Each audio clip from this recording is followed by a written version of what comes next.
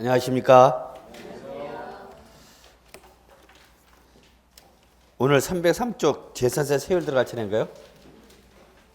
303쪽 아닌가? 맞죠? 예. 303쪽. 자, 제산세 세율 들어갑시다. 별표 3개.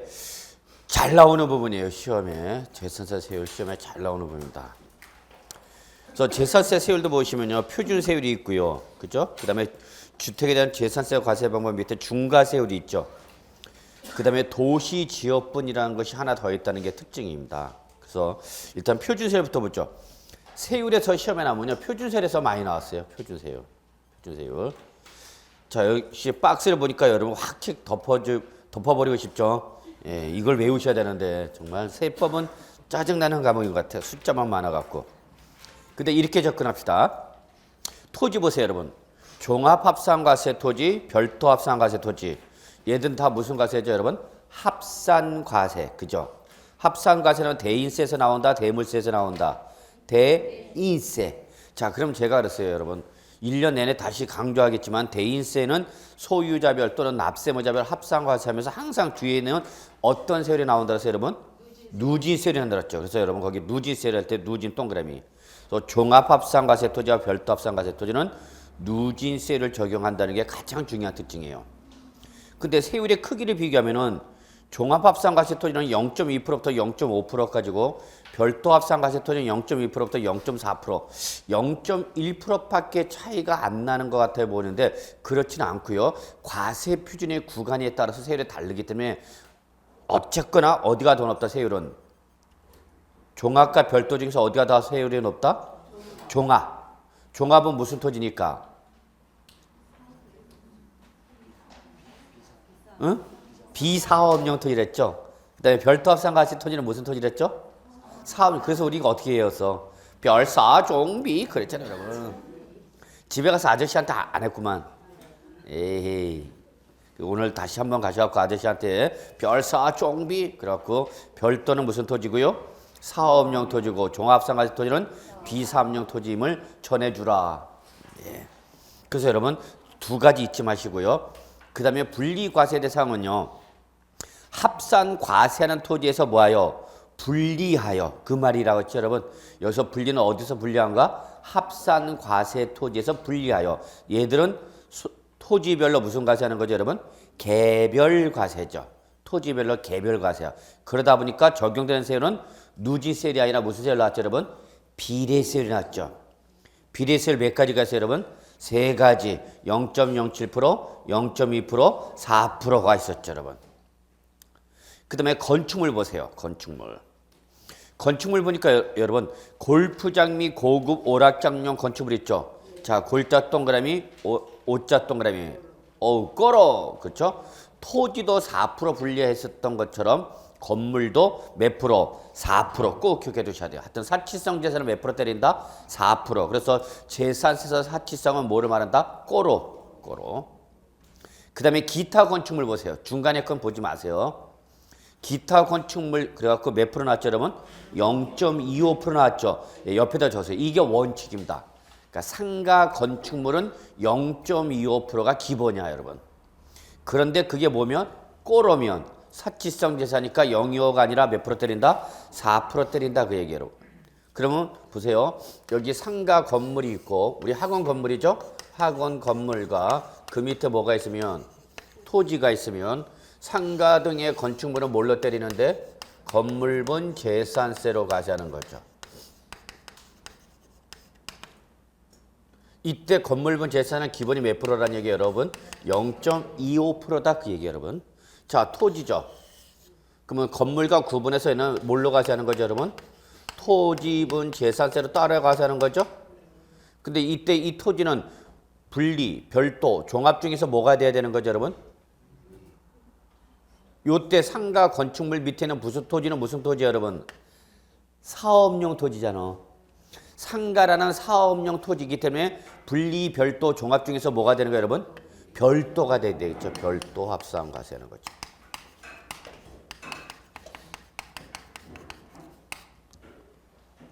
그래서 바로 제가 지금 이 건물부는 기본적으로 몇 프로다? 0.25%다. 근데 그 밑에는 뭐는 토지는 상가라는 사업용 건물 부속 토지가 되기 때문에 성격이 뭘로 분류가 되고 별도 합산가세죠. 그러니까 무슨 세율 때린다 여러분? 누진세율 때리는 거죠. 자, 그 다음에 주택. 주택이 제일 중요해요. 주택이. 어쨌거나. 이 표준 세율 중에서도 뭐가 제일 중요하다고요? 주택이 제일 중요해요. 항상 여러분 세법 공부하다가 농지나 주택이 나면 여러분 항상 어떻게 돼? 민감하게 반응하셔야 돼요, 여러분. 자, 주택이 제일 중요한데, 자, 별장 동그라미. 별장도 무슨 재산이에요, 여러분? 사치성 재산이죠? 예. 여러분 중에 별장 갖고 계신 분도 계시겠지만, 예. 일반 서민들 입장에서는 별장이 사치성 재산으로 봅니다. 그러나 있는 분 입장에서는 사치성이 아니라 필수제야죠. 우리 별장이 있어야 돼, 없어야 돼? 있어야 되죠. 저는 꿈에 별장 하나 있는 게 꿈입니다. 그래서 제 사무실만의 공간을 갖는 거죠. 왼수들을 떠나보내고 딱 나 혼자만의 공간. 생각만 해도 좋아요. 자, 그래서 어쨌거나 별장도 사치성이니까 몇 프로 때린다 여러분? 4%. 그 다음에 그 밑에 거 잘 보세요. 별장 외의 주택이죠. 별장을 제외한 모든 주택인데 여기서 꼭 체킹할 것이 역시 취득세에서 사치성 재산에서 중과 대상했던 자 고급 주택이 문제입니다. 고급 주택. 고급 주택도 일반 주택과 똑같이 취급해서 무슨 세율 때린다 여러분? 누진세율 때린다는 걸 꼭 기억해 두셔야 돼요. 누진세율.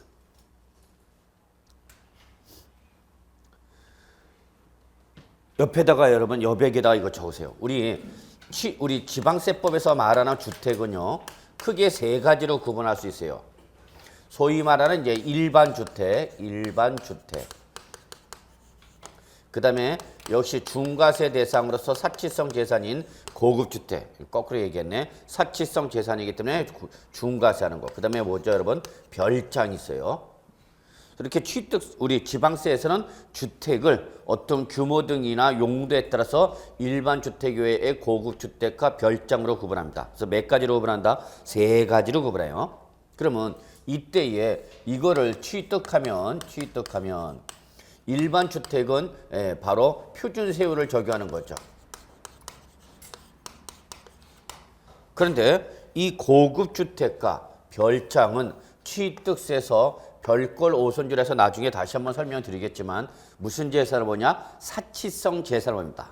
그 다음에 얘들은 표준세율에다가 중과 기준세율 2%에 100분의 400, 즉 8%를 더한 세율로 중과세 한다는 게 특징입니다.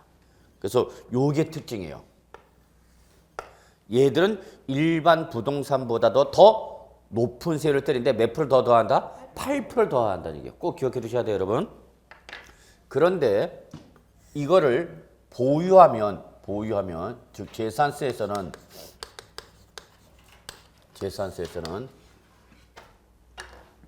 일반 주택은 물론 고급 주택을 일반 주택과 똑같이 누진세율로 과세한다는 걸 기억해 두셔야 돼요. 누진세율. 그리고 별장만 4%로 과세한다라는 걸 꼭 체킹해 두셔야 돼요.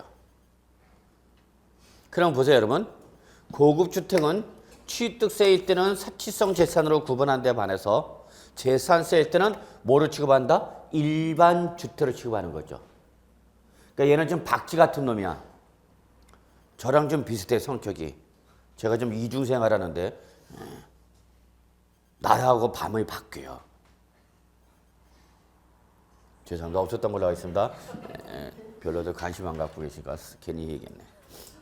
그래서 고급 주택은 취득세일 때는 사치성 재산을 취급한 데 반해서 재산세에서는 고급 주택을 뭐로 취급한다? 일반 주택으로 취급한다는 얘기예요. 그러면 여러분 생각해 보세요. 별장은 이러나 저러나 사치성 재산이죠? 그죠? 예. 근데 고급 주택은 일로 갔다 그러죠? 일로 갔죠? 고급 주택은 취득세 때는 사치성 재산을 분류했지만 재산세는 무슨 주택으로 취급한다? 일반 주택으로 취급한다고. 그럼 출전 입장에서 보세요, 여러분. 어떤 걸 더 좋아하겠어요? 이 셋 중에서. 여러분이 출전이라고. 그럼 문제 낼 때 어떤 놈을 답으로 요구할 것 같아? 고급 주택이죠, 고급 주택. 고급 주택은 취득세일 때 사치성 재산을 보지만 재산세는 무슨 주택을 취급한다고요? 일반 주택 바뀌잖아 성격이. 얘는 별장은 취득세나 재산세나 초지일간 사치성 재산을 구분하는 데 반해서 고급 주택은 취득세일 때는 사치성, 재산세일 때는 무슨 주택? 일반 주택과 똑같이 무슨 세를 때렸어요, 여러분? 누진세를. 그러면 출제는 어떤 걸 가지고 답을 요구할까요, 여기서? 고급 주택이에요, 고급 주택. 주택이 나면 항상 출제는 뭘 갖고 시비 건다? 고급 주택을 갖고 시비 건다고요. 고급 주택. 별장 갖고는 시비 걸 수가 없어. 왜? 얘는 초지일간 사치성 재산이니까. 그러니까 고급 주택을 슬쩍 어디다 묶으냐면 출제는 별장에다 묶어버리는 거야. 어디다 묶어버려? 별장과 묶어서 고급 주택도 별장과 함께 4% 비례세율로 같이 한다 이렇게 말을 바꾸는 거죠. 그럼 맞아 틀려? 틀렸다는 얘기예요. 이런 게 시험이란 거예요, 여러분. 그러니까 자꾸 공부할 때 그런 걸 인식하셔야 돼요. 아, 문제를 이렇게 꾸는구나. 이걸 자꾸 느끼셔야 된다는 얘기입니다. 그것만 느끼시면 여러분 분명히 합격합니다. 그래서 결론, 주택이 제일 중요해, 표준세에서는. 그 중에서도 뭐가 제일 중요한가요, 여러분? 고급 주택이 제일 중요해요. 고급 주택은 별장으로 붙는다, 일반 주택으로 붙는다. 재산세에서는 일반 주택으로 붙어요. 일반 주택. 그래서 결론 냅시다. 고급 주택도 무슨 세를 때린다? 누진세를 때려요. 그러면 이게 어디에 영향을 미치냐면요. 종합부동산세에 영향을 미쳐요. 종합부동산세.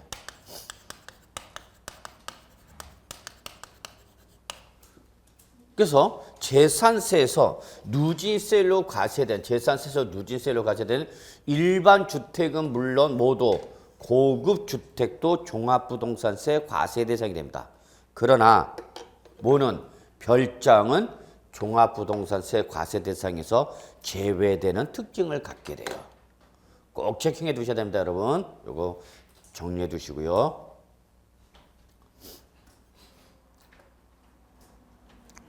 그러니까 어려운 게, 세법이 어려운 게 뭐냐면 하나가 딱 결정되면 그게 쭉 가는 게 아니라 이럴 때는 이러고 저럴 때는 저러고 뭘 자꾸 바뀌어. 부과하는 목적에 따라서. 그래서 고급 주택을 보유할 때는 일반 주택과 똑같이 주택의 가액이 크면 클수록 누진세로 과세하는 목적상 별장과 구분해서 누진세를 때린다 하는 게 바로 고급 주택에 대한 재산세 특징입니다. 그러다 보니까 재산세에서 고급 주택도 무슨 세를 때리다 보니까 누진세를 때리다 보니까 얘가 일반 주택은 물론 모두 고급 주택도 종합부동산세 과세 대상이 된다. 그러나 뭐는 별장은 재산세에서 누진세로 과세가 된 게 아니라 뭐죠? 비례세로 과세되었기 때문에 종합부동산세 과세 대상에서 어떻게 한다? 제외된다라는 걸 꼭 기억해 두셔야 돼요, 여러분. 그래서 결론, 거기 우측에 여백에 종합부동산세 과세 대상이 있죠. 종부세 과세 대상 비고란이 써져 있죠. 그러면 종합부동산세 과세 대상은 뭐냐? 자, 주택할 때 주자 동그라미.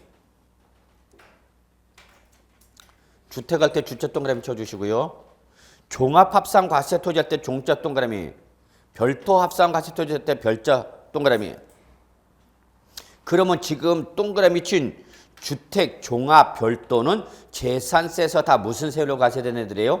누진세로 과세된 애들. 꼭 기억해 두셔야 돼요. 결론, 재산세에서 무슨 세율로 과세된 애들만 누진세율로 과세된 세 가지만 뭐가 된다, 여러분? 종합부동산세 과세 대상이 된다, 그 얘기입니다. 감 잡으셨어요? 예.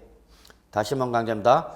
종합부동산세 과세 대상은 주택가, 종합합산과세 토지와 별도 합산과세 토지 몇 가지가 있는데 세 가지가 있는데 얘들은 다 재산세에서 무슨 세율로 과세되는 애들이다? 누진세율로 과세된 특징을 갖고 있다는 걸 꼭 기억해 두셔야 돼요. 그래서 결론, 지금 동그라미 친 거 무슨 별, 여러분? 주종별을 꼭 기억해 두셔야 돼요. 자, 같이 합시다. 주종별. 예, 자꾸 입으로 얘기하는 것도 괜찮아요. 원래 여러분 저랑 비슷했던 김수현이야, 김현수야? 왜 상당히 거북해 하시네? 김수현하고 전지현하고 나온 뭐? 별에서 온 그대. 그 별이 바로 무슨 별이야? 주종별이에요. 까불고 있어. 어느 별에서 왔다고? 주종별. 반드시 기억해 두셔야 돼요. 그래서 종부세 과세 대상은 뭐다? 주정별이라는 걸 꼭 기억해 두시고요. 이때 종부세 과세 대상인 주정별은 재산세에서 무슨 세율로 과세된 애들이다? 누진 세율로 과세된 것들이다라는 걸 꼭 기억해 두셔야 돼요. 그러니까 재산세 표준세율은요, 물어볼 게 많아요. 물어볼 게 많다는 것보다는 물어보는 형식이 다양하게 물어볼 수 있어요. 그래서 출전이 좋아하니까 시험에 자꾸 나오는 부분이에요, 여러분. 그 다음에 주택에 대한 재산세 과세 방법 별표 2개. 얘도 시험에 잘 나와요. 단독 문제라기보다는 종합 문제들 통해서 잘 물어보는데, 자, 1번과 2번 묶으시고요. 1번과 2번 묶으시고요. 1번과 2번은 적으세요. 겸용주택에 대한 문제입니다. 겸용주택. 1번과 2번은 뭐에 관련된 거다? 겸용주택에 대한 재산세를 과세할 때 어떻게 판단해서 과세할 거냐 그 얘기입니다. 제일 많이 시험에 나왔어요. 주택에 대한 재산세 과세 방법에서 가장 많이 잘 나오는 게 겸용주택에 대한 판단 기준인데 뭐 자세한 내용은 우리가 다음에 들어가기로 하고. 자, 그 다음에 중과세율이 그 밑에 있죠, 여러분? 재산세도 무슨 세율이 있다? 중과세율이 있어요. 근데 얘는 시험에 한 번도 안 나왔어요. 예. 무조건 별표 치는 거 아니야. 예. 그래서 중과세를 크게 없고요. 도시지역분이라는 게 뭐냐면요. 원래 예전에는 재산세와 도시계획세를 쓰지 마요. 예. 재산세, 도시계획세, 공동시설세, 지역개발세 해갖고 이게 부동산을 보유할 때 부과되는 지방세세요. 얘들 하나같이 부동산을 뭐하는 단계에서? 보유하는 단계에서 부과되는 재산세세요. 보유세세요. 지방세세요. 그러니까 종류가 너무 많아. 똑같은 하나의 부동산에서 재산세, 도시계획세, 공로세, 지역개발세가 동시에 과세가 될 수 있다는 얘기야. 그러니까 번거로워. 그래서 이거를 2011년도 지방세법 전면 개편하면서 재산세와 도시계획세를 합쳐서 요거를 뭘로 과세하냐면 재산세로 하는 거고요. 공동시설세와 지역개발세를 합해서 지금은 뭐라 그러냐면 지역자원시설세로 해서 두 가지를 뚫었어요. 네 가지를 몇 가지를 줄인가? 두 가지를 줄인 거예요. 그런데 종류는 줄어들었지만 종종과 세부담은 변화가 있어야 돼, 없어야 돼요? 없어야 돼요. 그다음이니까 요때에 재산세 외에 종전이 뭐 도시계획세로 과세된 놈을 뭘로 과세하라? 지금 여기 도시지역분 한 겁니다. 그래서 도시지역분은 종전 뭐를 말한다? 도시계획세를 말하는 겁니다. 그래서 저만 놓으세요. 도시지역분은 종전 뭐 도시계획세를 어디다 더해서 재산세에 더해서 뭐로 때리겠다? 재산세로 때리겠다. 그 얘기 여러분. 그래서 집에 가서 재산세 납세고지서 한번 봐보세요. 재산세 납세고지서 보면은 분명히 재산세 밑에 그 밑에 도시지역분 이렇게 별도로 구분 표시되어 있어요. 이게 종전 도시계획세를 말합니다. 그래서 여러분 거기 나오는 도시지역분은 종전 재산세와 도시계획세로 구분하여 과세할 때 부과되는 그 도시계획세를 어디다 더해서 재산세에다 더해서 지금 뭐로 때리겠다? 재산세 고지서 한 장으로 부과하겠다 그 얘기야. 옛날에 몇 장으로 구분했는데 고지서를 2장 이거 그냥 한 장으로 하겠다는 얘기죠. 한 장으로. 그리고 지금 우리 제목 정도만 알고 있는 지역자원시설세는 종전의 뭐와 공동시설세와 종전의 지역개발세를 합친 겁니다. 그러니까 예전에 고지서가 몇 장 날라갔어? 4장 날라갔단 말이야. 그러니까 고지서 발송 비용도 4건이 발생하고 여러분도 은행에 몇 번 가더란 얘기야? 4번. 그래서 이거를 번거롭게 4번을 하지 말고 2개로 압축시킨 거예요. 압축시키다 보니까 종전 도시계획세를 우린 어디다 포함시켰다? 도시지역분으로 포함시킨 거다. 개념만 잡으시고요. 넘어가죠. 부가징수 보시기 바랍니다. 별표 3개. 재산세에서 시험이 아주 잘 나오는 부분 중에 하나입니다. 그러니까 재산세에서 3대 문제로 나오는 게 납세 의무자, 토지 구분, 부가징수 이 3가지가 재산세에서 가장 시험에 많이 나오는 부분입니다. 그래서 부가징수는 단독 문제는 물론이고 만약에 출전에 단독 문제를 못 내면 종합 문제를 통해서 물어볼 수밖에 없는 부분입니다. 그러면 재산세 부가징수에서 가장 중요한 특징은 여러분 재산세는 무슨 방법밖에 없다는 거? 보통 징수 방법밖에 없다는 게 가장 중요한 특징이다. 첫째. 무슨 방법밖에 없다? 보통 징수 방법밖에 없다. 밖에 없다. 그러니까 우리 취득세나 등록면허세에서 볼 수 있었던 뭐가 없냐면 신고 납부가 없어요. 신고 납부가 없으니까 신고나 납부를 하지 않았을 때 부과되는 가산세가 종합재산세에서는 재산세는 절대 나올 수가 없다는 겁니다. 요거 적어 놓으셔야 돼요. 재산세는 그 어떠한 경우에도 뭐가 발생할 수 없다? 가산세가 발생할 수 없다는 얘기입니다. 왜 가산세가 발생할 수 없냐면 재산세는 무슨 방법밖에 없기 때문에 보통 징수 방법에 의해서만 부가징수하기 때문에 신고 또는 납부라는 의무를 다하지 아니하실 때 부과되는 신고 불성실 가산세나 납부 불성실 가산세는 나올 수가 없다. 그러니까 시험에 이렇게 하는 거죠. 재산세를 설명하는 관에서 잘못된 거 해놓고 슬쩍 뭘 집어넣으면 가산세 집어넣으면 여러분 잡아내야 되는 거죠. 이게 2015년도에도 시험에 나온 겁니다. 재산세 납세 고지서상에 납부기한 내 납부를 하지 않았다.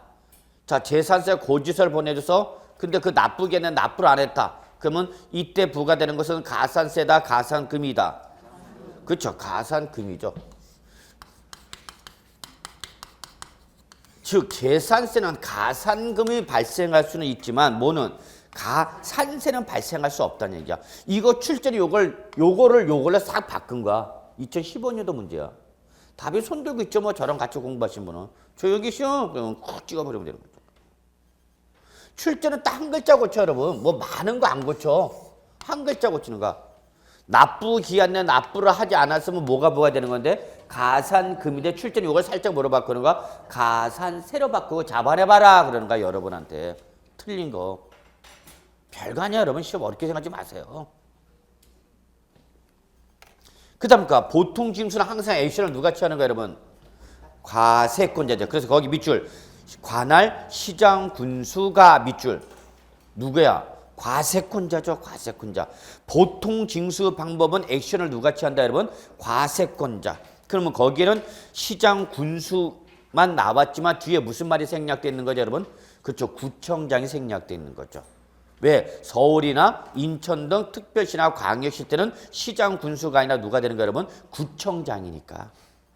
그럼 우리 서울특별시 여기 노원구잖아. 그러니까 서울은 노구청장이 되는 거다. 구청장이 되는 거죠. 그래서 여기 관할 시장 군수는 왜 나온 거예요 여러분? 과세권자가 나오는 거죠. 그래서 과세권자가 세액을 산정해서 그러니까 재산세는 납세 의무자가 세액을 계산하는 것이 아니라 누가? 과세권자가 세액을 계산해서 여러분한테 뭘 보내? 밑줄 제일 중요한 거죠. 보통 징수는 뭐가 날라가 여러분한테? 납세 고지서 날라가는 거죠. 여러분 집에 가서 한번 우리가 한 달에 고지서 몇 장 받나 한번 살펴보세요. 한번 고지서. 엄청 오죠? 그 고지서에 돈만 안 내도 우리 돈 모을 수 있어 없어? 있어요. 에스케더기는 핸드폰 값에다가 아저씨 내 거 엄청 많죠. 그래서 여러분 항상 다시 한번 강조합니다. 보통 징수는 과세권자가 세액을 계산해서 여러분한테 뭘 보내준다? 고지서. 이게 바로 보통 징수 방법입니다. 근데 재산세는 보유세이기 때문에 매년 계속적 반복적 정기적으로 과세하고 이때 정기적으로 과세하기 위해서 취득세나 등록면허세에서 볼 수 없던 새로운 시간적 기준인데 그게 바로 뭐다 여러분? 과세 기준이죠. 그래서 모든 보유세는 어느 현재로 과세한다? 과세 기준이죠. 그러니까 과세기는 모든 보유세 공통상이야. 모든 보유세니까 제지종이죠. 보유세 우리 어떻게 외웠어? 제지종 이렇게 외우고 있잖아. 그래서 이 과세기는 재산세는 물론 지역자본시설세, 종부세라는 보유세 뭐다 여러분? 공통상인데 우리 지방세법상 재산세 과세기는 언제로 되어 있고요 여러분? 6월 1일. 그래서 그거는 외우셔야 되네요. 6월 1일은 반드시 외우셔야 되는 거죠. 시험 보기 전날까지 안 외워진다. 걱정하지 마. 또 우리 믿을 게 있잖아. 책상. 저런데 우리 많아요. 그러니까 까먹는 걸 두려워하지 마세요.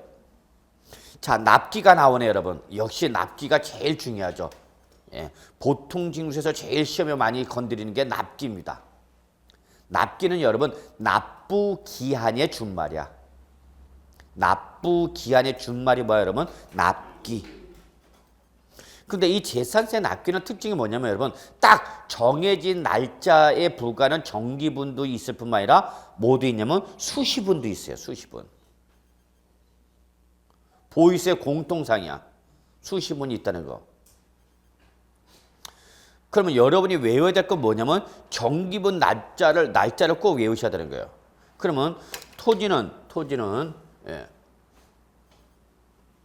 어디 가서 지워졌나? 토지는 매년 언제가 되는 거고요? 예. 9월 16일부터 9월 말까지.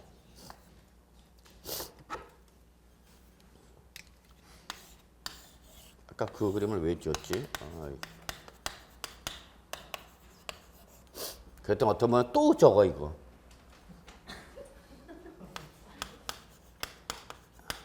그래서 상가 등일 때는 뭐가 부과되고 여러분? 건물분 재산세. 토지는 뭘로 가셔야 돼? 토지분 재산세로 가셔야 하는 거죠 여러분?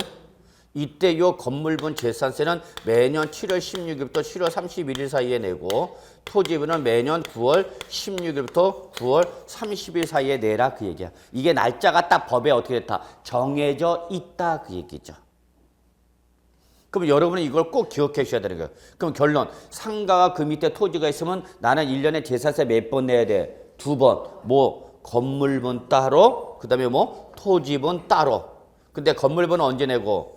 7월 16일부터 7월 말일. 그죠? 토지분은 매년 9월 16일부터 9월 말까지 내는 거죠.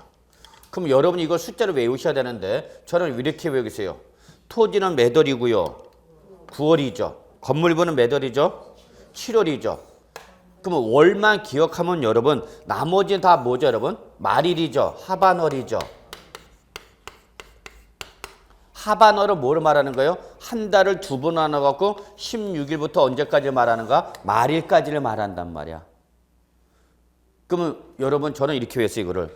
토지는 몇 월? 9월. 건물은 몇 월? 7월. 다 뭐야? 하반월. 그래서 토구 건칠 하반월 이렇게 하면 또 어렵지 않게 외워지더라고요. 자 같이 합시다. 시작. 토구 건칠 하반월. 그러면 게임 끝이죠 뭐. 또 안 외워져? 있잖아 준비된 거 책상. 우리 일단 1차적으로 의지할 게 책상이야.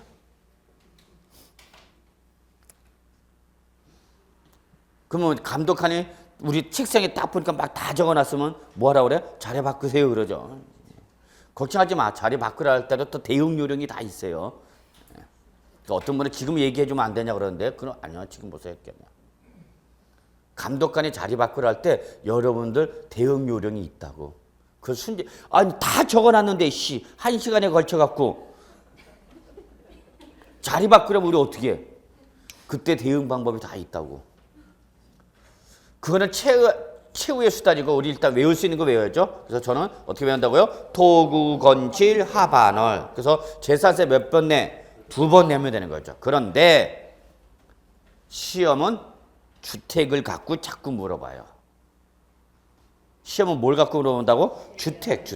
왜냐면 이게 상가가 아니라 이게 뭐면 주택이면 재산세 몇 개 나와요? 하나 나온다 그랬죠. 이게 뭐라면 주택이면 이 건물이 상가가 아니라 주택으로 바뀌었어.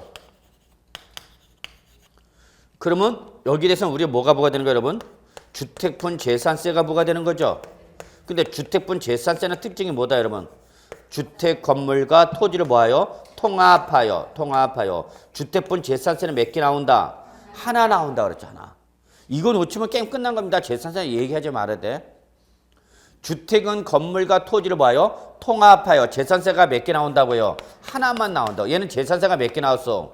2개. 2개 나오니까 각각 9분에서 7월달, 9월달 내라는 얘기죠. 근데 문제는 주택분 재산세는 이게 하나만 나오니까 얘는 한 번에 다 내는 거죠. 얘는 몇 번에 내는데? 2번. 그러면 납세무자 입장에서는 2번에 걸쳐서 낼 수 있는 거를 한 번에 다 내면 이 사람은 불리해지는 거죠. 형평이 맞아 안 맞아? 안 맞아.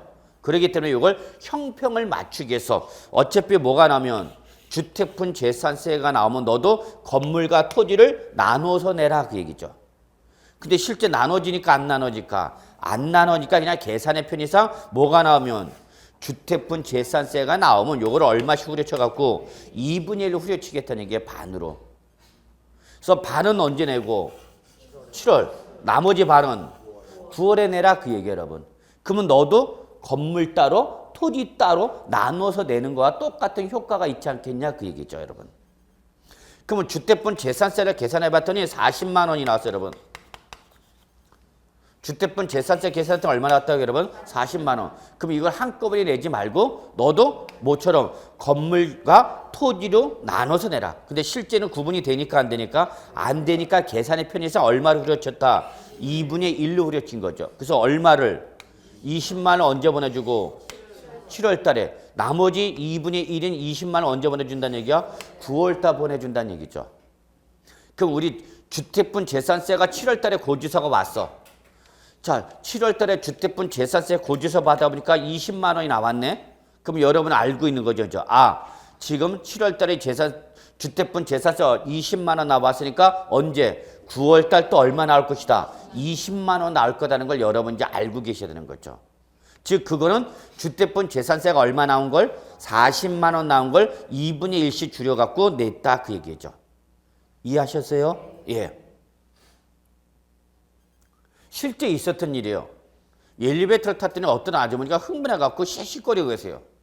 옆에 아주머니하고 얘기를 하는데 글쎄 내가 지난달에 7월 달에 주택분 재산세 나온 게 있어갖고 그때 분명히 7월 달에 내가 20만 원을 냈는데 9월 달에 또 20만이 나왔다는 얘기야. 그래갖고 이거 분명히 내가 지난 7월 달에 냈어 안 냈어? 냈는데 이게 20만 원 또 나왔다는 얘기야. 그래갖고 은행이 가는 중이래. 지금 싸우러 간대. 누가하고 싸우러 가는 거면 여직원하고 영수증 들고 내가 영수증 안 받았으면 어떡할 뻔했냐고 큰일 날 뻔했다고 하면서 막 씨앗대고 가려고 그러는 거야. 그랬더니 그 옆에 있던 아주머니께서 아줌마 그게 아니에요. 그러면서 얘기를 해주는 거죠.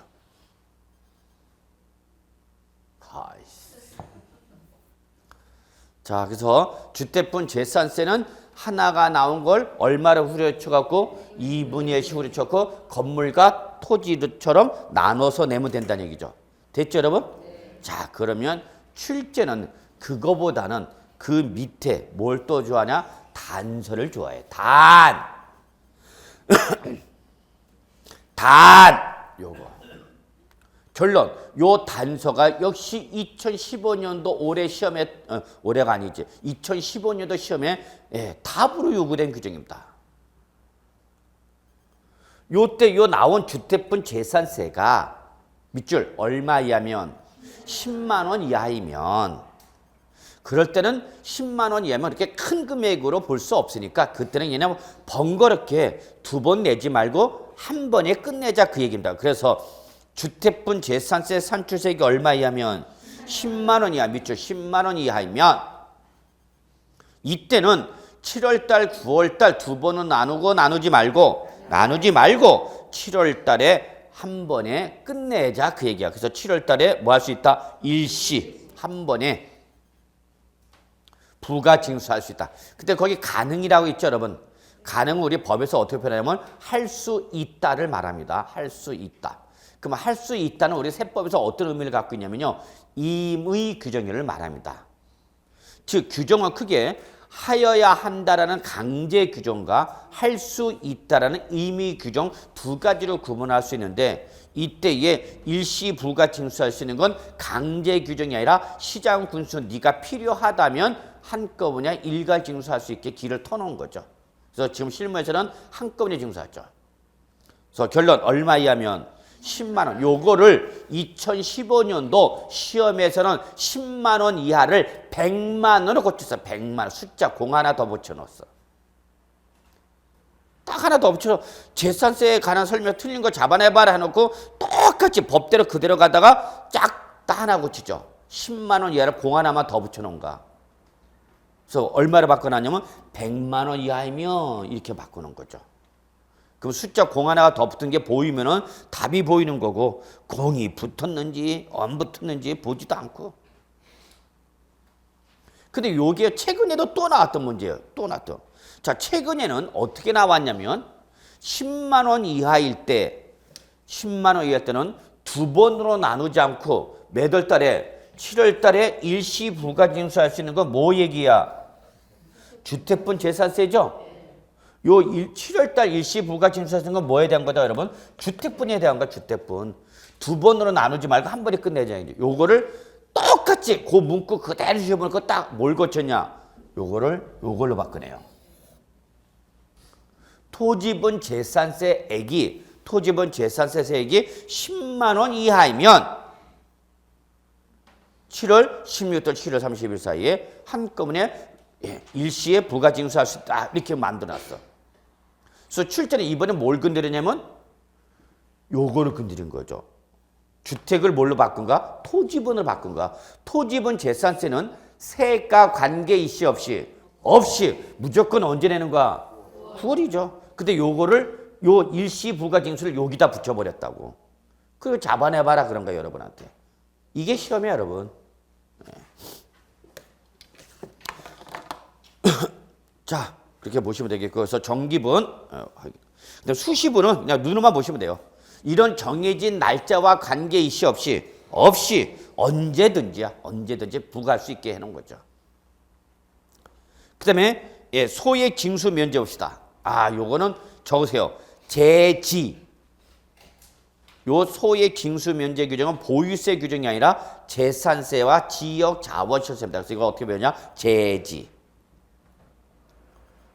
제는 재산세, 지는 지역 자원시세. 그래서 어디는 적용 안 된다? 종부세는 없는 규정이다. 그 얘기입니다. 그러면 제목을 보세요. 소액. 큰 금액이야, 적은 금액이야? 적은 금액이면 뭐가? 세액이 일정한 금액보다 어떻게 하면 적으면 징수를 하겠다, 안 하겠다? 안 하겠다는 의미죠. 외우는 게 아니야. 용어를 보고 여러분 판단하셔야 돼. 재산세로서 징수할 세액이 일정한 금액보다 어떻게 하면 적으면 징수를 하지 않겠다. 그게 바로 뭐다, 여러분? 소액 징수 면제 규정인데 요거는 어디 공통 규정이다? 재산세와 지역 자원시설세 공통 규정이다. 그 얘기입니다. 그래서 고지서 한 매당 징수할 세액이 자, 밑줄 2,000원 미만. 이때 징수하지 아니하는 걸 뭐란다, 여러분? 소액 징수 면제랍니다. 얼마요? 2,000원. 2,000원 할 때 이자 동그라미, 소액 징수 면제할 때 소자 동그라미. 소액 징수 면제할 때 소자 동그라미, 2,000원 할 때 이자 동그라미. 그러면 소이. 제 마지막 세 번째 여자예요. 첫째가 누구였어요? 설이. 둘째가 영희. 세 번째가 소이예요. 예전에 학교 가시는 여러분 선배, 한참 선배된 분들도 제 카페 와갖고 인사를 하는 게 어떻게 인사냐? 교수님, 아직도 설이, 영희, 소이 잘 있나요? 이렇게 물어봐요. 자, 그래서 소액 징수 면제. 그래서 고지서 한 장당 징수할 세액이 얼마 미만이면 2,000원 미만일 때는 징수하지 않는 걸 뭐란다, 여러분? 소액 징수 면제랍니다. 역시 얘도 시험에 나오는 거죠. 자, 답으로 요구가 했었던 규정인데 들어보세요. 제가 지금 말하는 문구가 맞는 표현인지 틀린 표현인지. 재산세로 징수할 세액이 2,000원이면 징수하지 않는다. 이렇게 나왔어요. 다시 재산세를 징수할 세액이 2,000원이면 징수하지 않는다. 이렇게 물어봤어요. O야 X야? 이게 시험이야, 여러분. 소위는 알겠는데 소위대로 물어보지 않고 이렇게 물어본 거죠. 재산세로 징수할 세액이 2,000원이면 징수하지 않는다. 맞는 표현이야, 틀린 표현이야? 틀린 표현이죠. 틀린 표현. 왜 틀렸어요? 그렇죠. 출제는 또 2,000원만 물어본 게 우리 어디다 초점 맞췄는데 2,000원. 그러니까 몰라서 틀린 게 아니라 나는 지금 기준점을 어디다 맞춘다? 2,000원. 근데 출제는 2,000원 너는 알고 있겠지. 그 대신 출제는 2,000원 갖고 시비 건 게 아니라 뭘 갖고 시비 건가? 미만 갖고 시비 건 거죠. 미만. 이게 시험이라는 얘기, 여러분. 그러니까 제가 지금 여러분들 강조하고 싶은 건 이거 중요하다, 중요하지 않다도 중요하지만은 시험에 자꾸 어떻게 출제의 말을 바꾸면서 시험에 내는가 그걸 평소에 공부할 때 자꾸 인식을 하셔야 돼요. 인식을 안 하시면 실전에서 절대 안 잡힌단 말이야. 여러분이 스스로 자꾸 이걸 갖고 시비 걸 수 있겠구나 이런 걸 자꾸 예상해야 된다는 얘기죠. 제가 무슨 말 하는지 이해하시겠죠 여러분? 예. 자, 그 다음에 그 밑에 보니까 또 뭐가 나왔네요 여러분? 세부담 상한이네요. 자, 세부담 상한선은 소액 징수 면제와는 달리 적으세요. 모든 보유세 공통상입니다. 세부담 상한선은 뭐다? 모든 보유세 공통상이야. 그러니까 이렇게만 적어놓으면 되는 거죠. 보유세 공통상이라는 얘기야. 근데 소액 징수 면제는 제가 뭐라고 적어놓았어요 여러분? 재산세, 지역, 자본시세만 적용되는 규정이라고 그랬죠? 그러면 제가 제지라고 쓰셔요. 그리고 여기는 보유세라고 쓰세요. 그러면 뭔가 차이점이 있으니까 제가 구분해서 쓰라고 그런 거죠?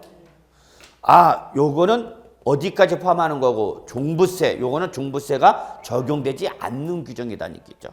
그러니까 결론, 세부담 상한선은 모든 보유세 공통 규정이다 그 얘기입니다.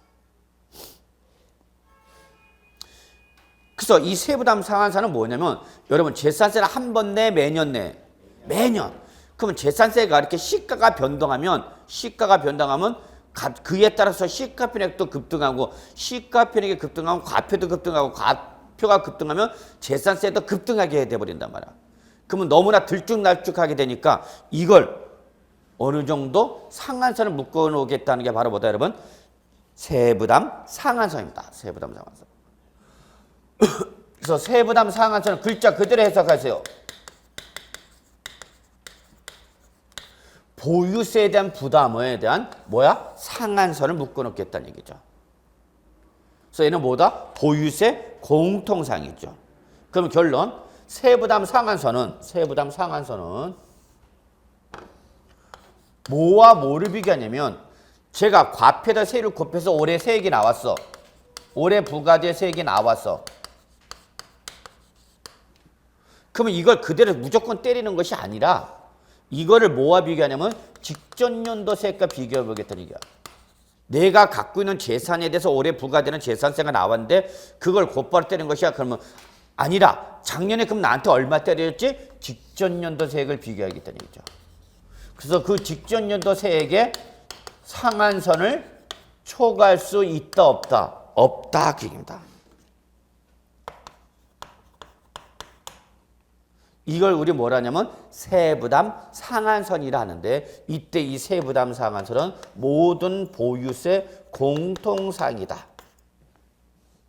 그래서 결론 세부담 상한선은 뭐와 뭐를 비교하는가? 당해년도세와 직전년도세액을 비교해서 직전년도세액의 상한선을 올해 부과되는 건 초과할 수 있다 없다? 없다 그 얘기입니다. 이때 상한선은 기본이 150%예요. 기본이 150%야. 그럼 무슨 말이냐면 내가 갖고 있는 재산에 대해서 작년에 부과된 재산세가 얼마인가 봤더니 100이었대. 작년에 부과된 내 재산에 대한 재산세가 얼마였다고 여러분? 100. 그러면 작년 거를 가지고 올해 부과될 수 있는 최대 금액을 예상할 수 있다 없다? 있다 그 얘기야. 아, 작년에 내가 갖고 있는 재산에서 100을 때렸으니까 올해는 최대 얼마까지 때릴 수 있다는 얘기야?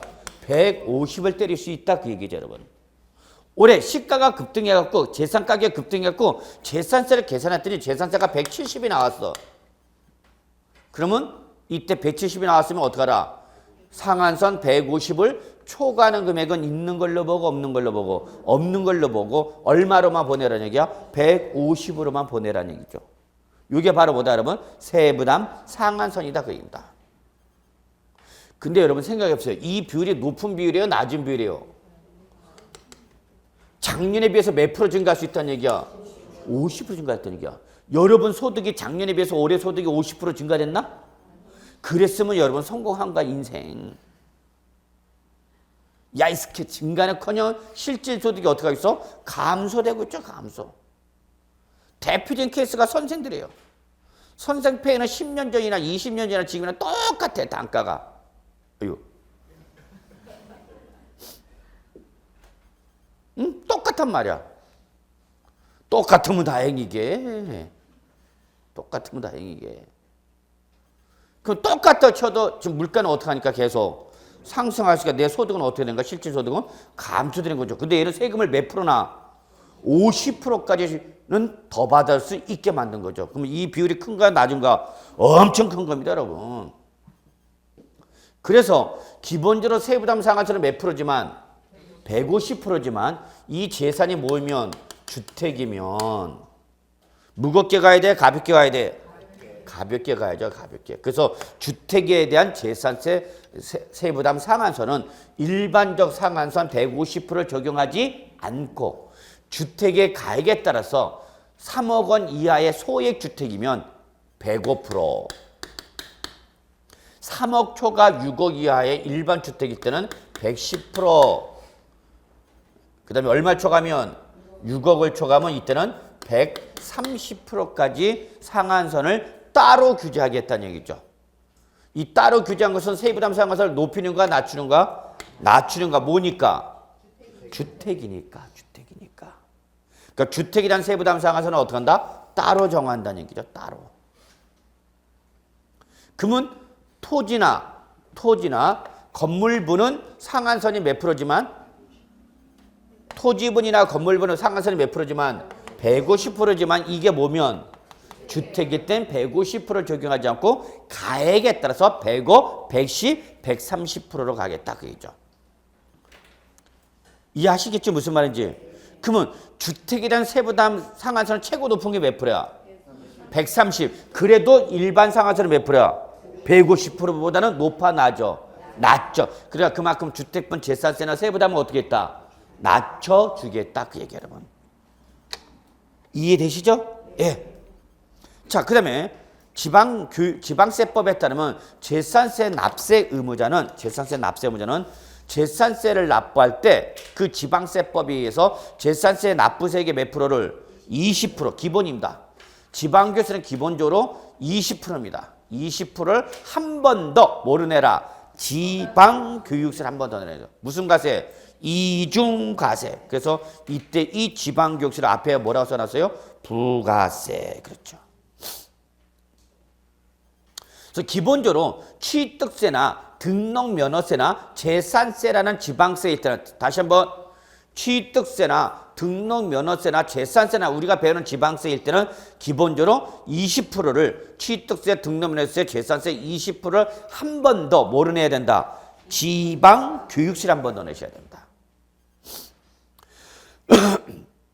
그런데 재산세 특징은 뭐냐면 밑줄 병기세라는 말이 있어요. 병기세. 요거 발음을 잘 하셔야 돼요. 발음 잘못하면 룰루 하시군요. 그렇게 돼버려요. 자, 재산세의 납기와 같은 밑줄 들어갑니다. 특정 부동산에 대한 지역 자원 시세. 이게 주어입니다. 특정 부동산에 대한 지역 자원 시세. 이게 주어고 앞에 형용사가 있네. 무슨 형용사부터? 재산세와 납기와 같은 이거는 바로 지역 자원 시세를 꾸미는 말입니다. 그러면 제가 여기 보세요, 여러분. 종전에 재산세, 도시계획세, 공동시세, 지역개발세 네 가지 했던 걸 이때 공동시세와 지역개발세를 합한 게 바로 뭐다, 여러분? 지역자원시설세입니다. 그렇죠? 지역자원시설세 이렇게 말을 붙여버린 거죠. 그럼 어차피 얘는 부동산에 대해서 때리는 거단 말이야. 그럼 얘를 고지서를 재산세와 또 별개로 고지서를 보내면 또 발송비용이 또 들어가겠죠. 징수비용이 또 발생하잖아. 그리고 여러분도 은행 또 2번 가야 되잖아. 2번 가야 되잖아. 고지서가 2장 나왔으니까. 이해하시겠어요? 그래서 편의를 도모하기 위해서 이렇게 재산세 납기와 같은 특정 부동산에 대한 지역 자원세는 어차피 납부 기한에 같다면 그때는 재산세 납세 고지서에 이를 자 밑줄 칩니다. 나란히 적어. 요게 포인트야. 나란히 적어. 그게 우리 한자로 뭐라 그런 거예요, 여러분? 병기. 나란히 적어를 한자로 병기라고 하는 거죠.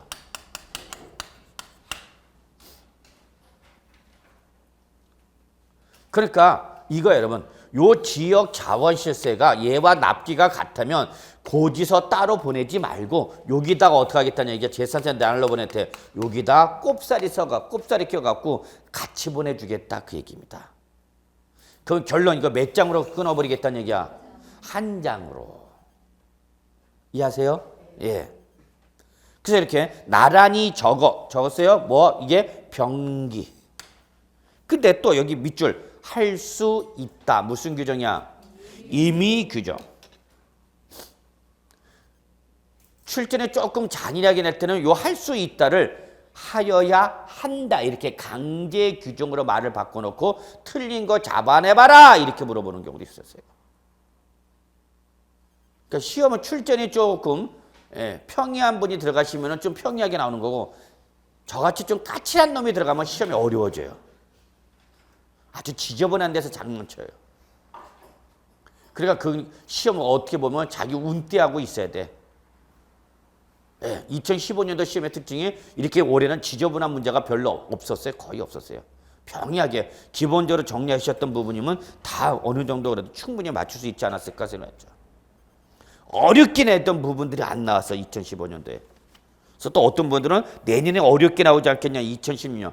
그건 까봐야 아는 거고 누구도 알 수가 없는 거야. 근데 이렇게 급격하게 변하지는 않아요 시험이란 게. 안정성을 추구하기 때문에. 그래서 너무 걱정하지 마시고요. 자, 그래서 여기까지 뭐 재산세에 관련된 마무리 짓고요. 우리 305쪽 종부세 갑시다. 자, 종합부동산세는 한 문제 정도 나옵니다. 한 문제. 그러니까 종부세는 한 문제 나온다 보시면 돼요. 한 문제. 물론 기분 나쁠 때는 안 나올 때도 있었어요. 그게 2014년도예요. 2005년도부터 우리 종합부동산세가 과세되기 시작해서요. 매년 한 문제 이상 나왔어요. 한 문제 내지는 1.5문제가 나왔는데 2014년도에는 안 나왔어. 뭔 일인지. 그때는 안 나올 수밖에 없는 이유가 있었어요. 사실은. 왜냐면 종합부동산세를 지방세로 바꾸려고 정부가 안을 올렸다가 국세에서 지방세를 안을 올렸다가 국회에서 통과가 안 돼버렸어. 그러니까 저도 그렇지만 다른 선생님도 그렇지만 기본서 쓸 때 종부세를 다 어디 갖다 붙여놨냐? 종부세에다 다 갖다 바쳤어요. 그래서 종부세 규정으로 다 지방세를 다 바꿔놨어. 근데 이게 국회에서 통과가 안 돼버렸어. 그러니까 다시 어디 부랴부랴 다시 올라갔다 놓은 거야. 국세로 다시 그 다음에 고치는 거죠. 그래서 그때 이렇게 혼동을 야기하는 걸 방지하기 위해서 아예 종부세가 안 나와버리는 거죠. 그런 게 있어요, 여러분. 그러나 역시 2015년도 정상적으로 한 문제 나오고요. 내년 2016년도에도 역시 한 문제는 나올 거로 봅니다.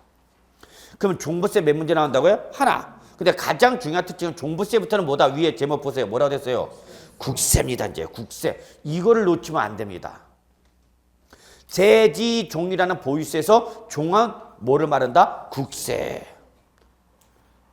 그러다 보니까 국세다 보니까 거기 과세권자 보세요. 과세권자 이게 제일 먼저 바뀌는 거죠. 지방세에서 국세로 바뀌면서 제일 먼저 바뀌는 게 바로 뭐냐면 과세권자 바뀌어요. 납세지 관할 뭐라 써요? 그러면 여기는 이제 밑줄 세무서장으로 바뀌네요. 국세로 오다 보니까. 그리고 적어놓으세요. 모든 국세는 다 세무서장이 과세권자입니다.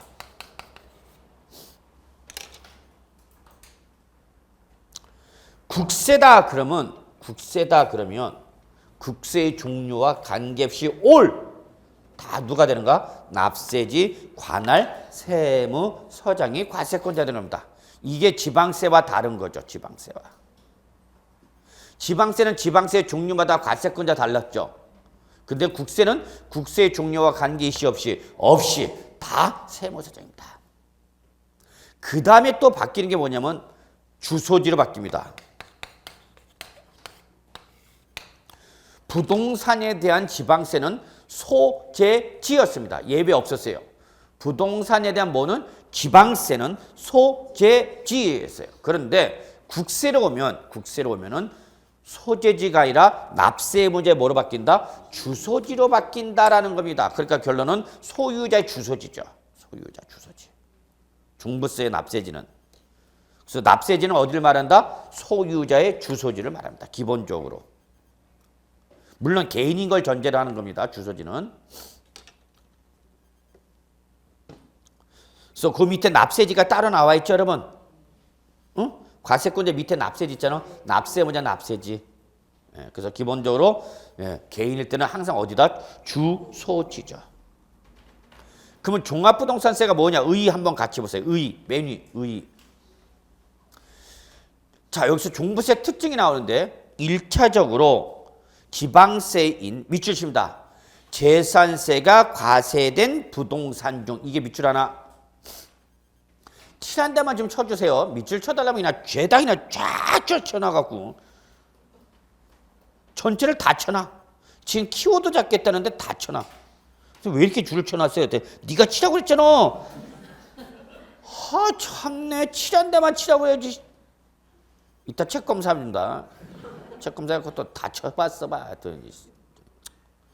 자, 다시 한번 종부세는 제일 중요한 게 뭐냐면 이미 뭐가 과세가 됐어?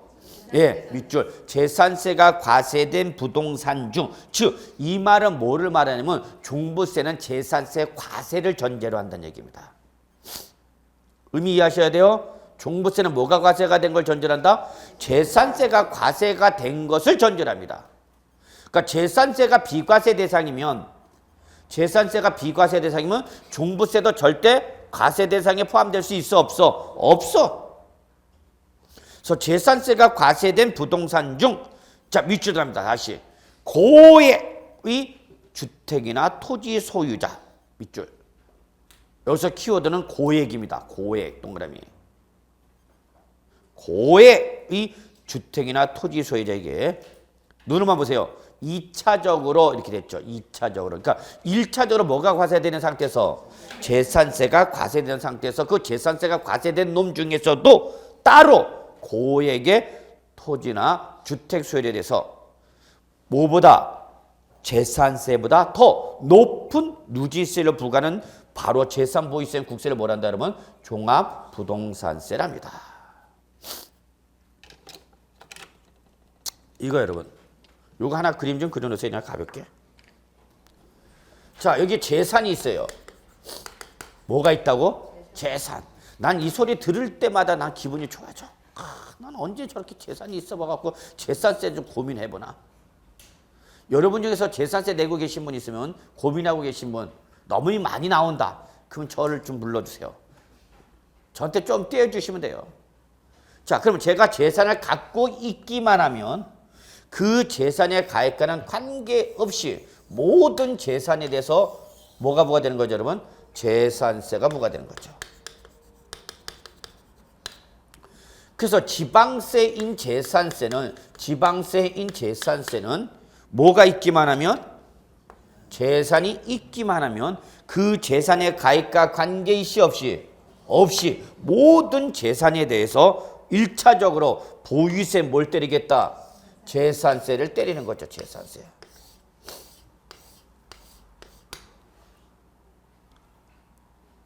그래서 이미 이렇게 1차적으로 재산세가 과세가 되어 있는데 그 재산세가 과세된 부동산 중에서도 특히 법에서 정하고 있는 일정한 금액을 초과하는 고액 특징은 뭐예요, 여러분? 고액의 재산이라면 다시 한번 요 고액에 해당하는 부분에서 뭘 때리겠다? 국세 쪽에서 종합부동산세를 한 번 더 때리겠다 그 얘기입니다, 여러분.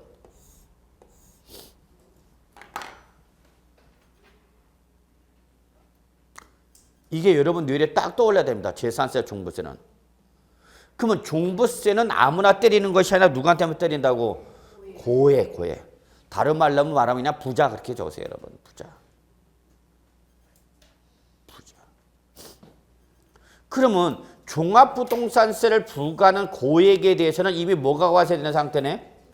재산세가 부과되는 상태죠. 그러니까 선이 여기는 몇 개가 나와? 종부세를 때리는 부분은. 종부세를 때리는 부분은 선이 몇 가지야? 2개. 여기서 2개는 뭐를 말하는가? 2개가 거졌다는 걸 뭘 의미한다, 여러분? 이중과세를 의미하는 거죠. 이미 재산세가 과세가 된 거에 대해서 또다시 종부세를 때리니까 2번 과세가 되는 거잖아요, 여러분. 그럼 원칙적으로 이중과세는 금지이기 때문에 우리 세법상 세법은 가장 기본 원칙이 바로 이중과세 금지 원칙입니다. 부가세를 제외하고는 기본적으로 이중과세가 금지가 되는 거죠. 그러면 종합부동산세를 때리는 부분에 대해서는 뭐를 지워야 돼? 재산세를 빼야 되죠. 재산세를 안 빼놓으면 무슨 과세가 돼? 이중과세가 되는 거죠. 이중과세. 이해되세요? 종부세를 때리는 부분은 뭐를 빼내야 돼? 재산세를 빼내야지. 재산세를 안 빼면 무슨 과세가 돼? 이중과세가 된다는 얘기야. 이중과세. 이게 종부세 세계의 가장 중요한 특징입니다. 그래서 여러분 다음 페이지 한번 넘겨보실래요? 다음 페이지 보시면 종부세 세 계산 구조 보시면 과표에다 세율을 곱해서 산출세계라면 거기서 뭘 빼게 됐죠? 여러분 동그라미 이중과세. 요 곱하기 마이너스 그겁니다. 여기 곱하기 마이너스 사칙을 말하는 거예요, 여러분. 그래서 산출세계라면 거기서 뭘 빼야 된다? 이중과세를 빼야 된다 그 얘기입니다. 이중과세.